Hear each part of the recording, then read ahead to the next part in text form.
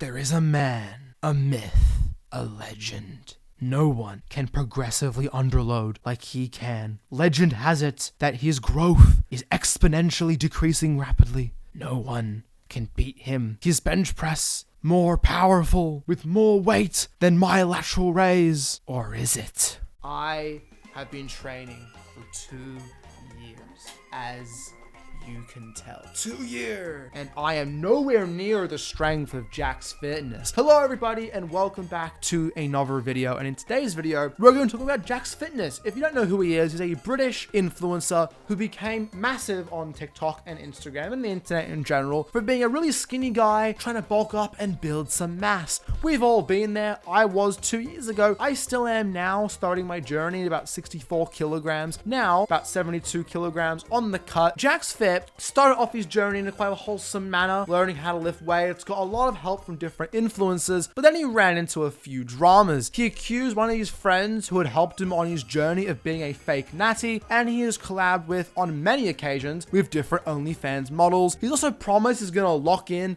about 15,000 times and simply refuses to eat any food, therefore not gaining weight, therefore seeing some really slow progress. He posts a lot of before and after pictures, as you can see right here. He actually has made a decent amount of progress, but the thing with JacksFit's progress is that he made a lot of progress almost exponentially when he first began his fitness journey. Then it very immediately plateaued. After 3 months of lifting, he plateaued for like 6 or 7 months, and now he's started making progress again because he has started taking performance-enhancing drugs. Turns out he can't just eat a bunch of Maltesers and gain weight that way. He decided instead to bulk up with pharmaceutical enhancement. Maybe he has anorexia, maybe he has severe body dysmorphia, mental health issues. I'm not going to shit on him too much in this video, but what I thought I would do is go through his winter arc series and see if we can give him any advice and give you guys some lifting advice at home, because I may not be as big as you guys. Definitely not, but I do know a thing or two. So let's get started. This is day 1 of locking in this winter. First meal of the day, we've got 2 bagels with 5 eggs and some ham.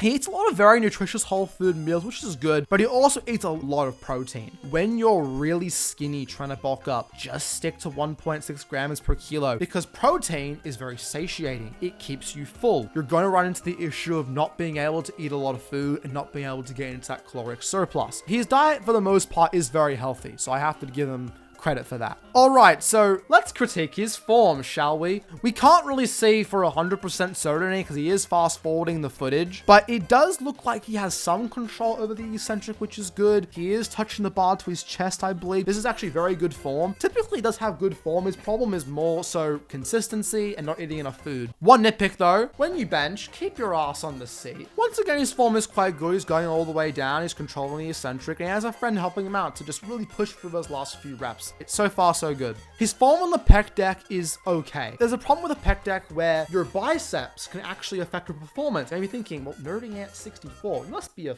small pencil-necked idiot, because the pec deck only uses the chest. Wrong. It technically does use the biceps as well, because the bicep crosses your elbow joints and your shoulder joint. So your elbow position in relation to your torso determines the length of your bicep. This can be a problem because at the bottom of the pec deck, your elbow comes behind your body and your bicep gets stretched out. And if you maintain a straight arm, it's stretched out at the elbow joint and at the shoulder joint. You can do this at home with absolutely no weight on you. You'll notice how the bicep gets really stretched, and that can actually cause you to fail your set because the tension on the bicep can lead to you failing before your chest hits failure. The way you solve this is by bending your arms at the bottom. You shorten the bicep because obviously this is when the bicep is short, this is when it's lengthened. You shorten it a lot, allowing you to get a full range of motion. And to finish the workout, we're just doing some barbell overhead press, 15 kg. That's it. Now we're going to go and get some more scran.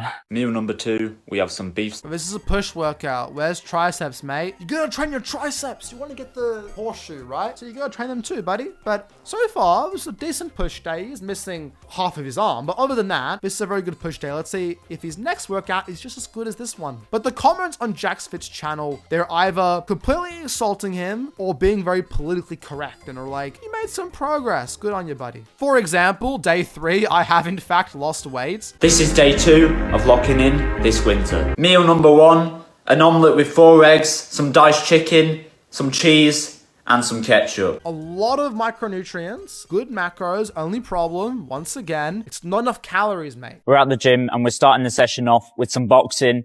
Just to get the blood pumping. Why are you starting off with get warmed boxing? up. I'm so confused. You can box if you want. Probably after your session might be a little bit better, but nothing that wrong with this. It's more so you might tire yourself out for your weightlifting session. Typically, if you're going to warm up for, let's say, your chest day, just do some lighter sets of bench. Working up to your top set very slowly. That's probably the best way to warm up. Bro, this is why no one takes Jack seriously. There's no intensity. Imagine it's like your ex-girlfriend who cheated on you with Tyrone. You're like, fuck you Tyrone. Bang, uppercut, lower cut. Wait, uppercut, hook, jab, uppercut, hook. That is how you fight like a man. Right, we're doing a bit of back, starting with a plate loaded row.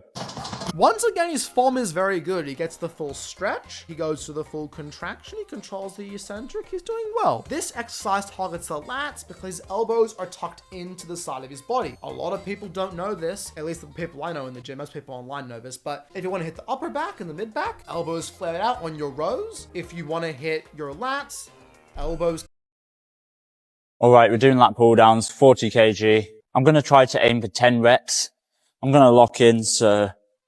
His form on lat pull down is a bit dodgier than his form on the other exercises. What I'd recommend is not leaning back as much. You shouldn't be leaning back more than like 15 degrees or so to get the bar all the way down to your chest. If you're leaning all the way back like this, if you're going really far back just to get the bar to your chest, you're probably lifting too much weight. And honestly, only 2 exercises for the back, but that's all you need. Some sort of row for the upper. Oh wait, he did row for the lats. Never mind. He should probably include at least one more exercise with his elbows flared out to target the upper back. But other than that, let's say perfectly fine. Pull day, ending with bicep curls. That's perfectly fine. If it's a good pull day. Let's look at day 3 of his winter arc. I love his comment section. You have the first comment that says, pizza literally has all protein, making fun of it. And the next comment after that is like, eat like this daily and there'll be some significant growth, mate. It's very negative but very positive, and then very negative again. The shot of his physique in between was so random and awkward. Poor JacksFit, poor JacksFit. The comment's right, he does look awkward. It's breakfast and first meal of the day, I'm having 2 bacon sandwiches. Meal number 2, I'm having a cheeseburger. Meal number 3, once again, I'm having 3 cheese and onion rolls. Meal number 4, we're having a pepperoni pizza. Meal number 5, I've made some birthday tacos. This day of eating isn't too bad. The only problem I have with it is, once again, I need more calories, mate. I just did a bit of everything today since I was at the event. So I trained some back doing dumbbell rows. Oh, those dumbbell rows. Oh no. When you do a dumbbell row, imagine that, I don't know, my phone is the dumbbell. When you do a row, a bend over row of any kind, you want to bend over as much as possible. He's just doing this, right? When you bend over less, you can lift way more weight, but you're not pulling down directly against gravity. Your lats aren't getting stretched. It's all wrong. What you want to do is bend all the way, as much as you can like this, stretching out the upper back of the bottom, letting your shoulder blades fold forward, trying to keep as neutral of a spine as possible, hinging as much as you can. You probably won't be able to hinge all the way on your first try. It took me months and maybe even like a year or so before I could hinge even this much. But when you become really advanced, what you can do is hinge at the hips a little bit on the concentric. If you do it in a controlled manner, it can make the concentric easier, allowing you to load up the eccentric more, which is very good for muscle growth. But his form here is just very bad. It's just not very good. Right, day 5. Locking in with Joe Phaser, let's go. Bro, I haven't seen you train legs in this entire winter arc of yours, bro. You know, we've already seen a pull day. Can we find a leg day anywhere? There's absolutely no leg day footage. I think we're gonna end today's video with this video of JacksFit doing a 100 kilo deadlift for 5 reps. Bitch had to flip that ball. For what they said about me, they don't know nothing.